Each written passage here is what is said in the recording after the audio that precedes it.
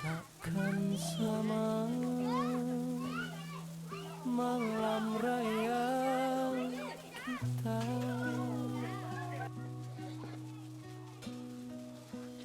Dari tirai mendengar ketawa. Lihat bang, panas ni. 12. Bang. Okey. Terima kasih. Selamat Raya. Selamat Raya bang. Dah boleh beli baju raya ke, bah? Boleh. Ni pun tinggal lagi sikit je ni. Lepas bayar hutang, bayar zakat, lepas tu kita pergilah cari baju raya. Esok dah nak raya. Sempat ke, bah? Tapi abang okey je kalau raya pakai baju lama. Seluar biasa. Sebab seluar je yang tak muat. Lepas solat raya, kita belilah baju raya. Abah punya sekali. Jangan risau. Abang mesti belikan. Besok kan raya. Kalau tak ada duit, jangan janji dengan budak. Apa ni, Man? Kau ni, Man? Apa yang aku tak ajar kau semua kau buat?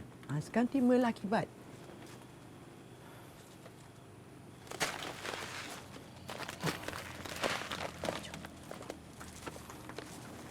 Mak. Man, minta maaf, Mak. Terpaksa guna duit simpanan keluarga sepanjang sebulan Man tak ada ni. Aku tak kisah, Man. Cuma jangan tipu budak. Aku tak suka.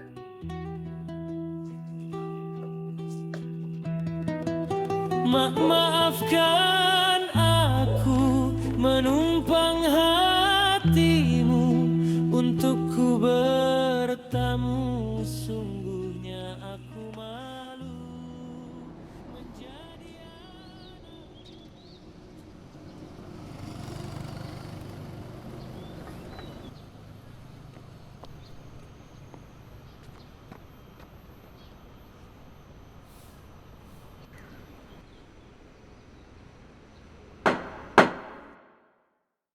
Mahkamah dengan ini menjatuhkan hukuman denda sebanyak RM2,000 jika gagal bayar 1 bulan penjara dan sebagai hukuman tambahan, kamu juga diperintahkan menjalani satu perintah khidmat masyarakat selama 12 jam dan perlu diselesaikan dalam tempoh 6 bulan.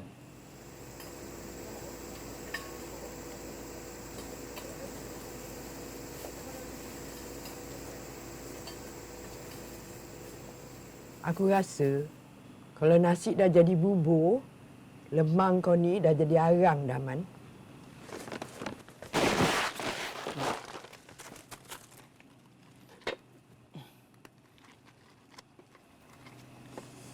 Man, tengok tu. Cantik ke tidak cucu aku? Cantik ke tidak? Cantik ke tidak cucu aku? Cantik ke tidak?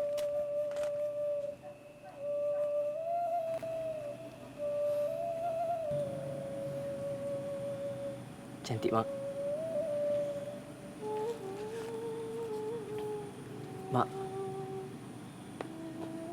Man betul-betul minta maaf dekat Mak. Banyak menyusahkan Mak. Man tak dapat nak bagi duit raya, Mak. Guna duit Mak lagi adalah. Tak apa, Man. Ambil ni.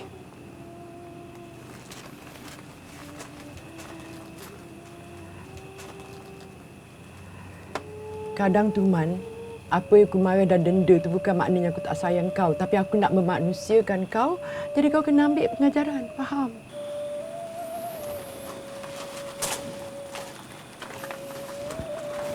Terima kasih, Mak.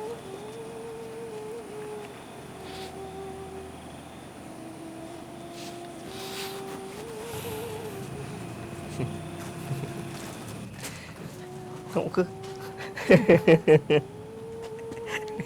Bertumpuk banyak ni, Mak. Iyalah.